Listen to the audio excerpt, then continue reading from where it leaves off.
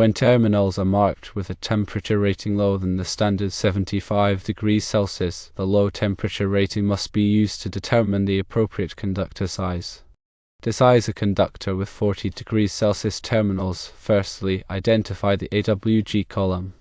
In Table 310.16, locate the AWG column corresponding to the 40 degrees Celsius terminal rating. Secondly, select the conductor size.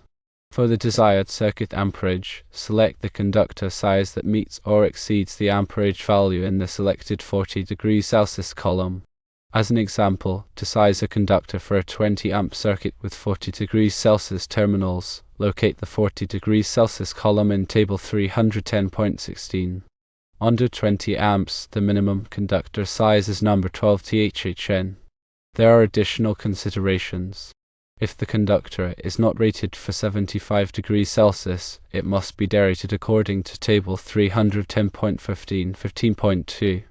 8. For circuits that carry continuous loads, the conductor size may need to be further adjusted per section 210.19. A1.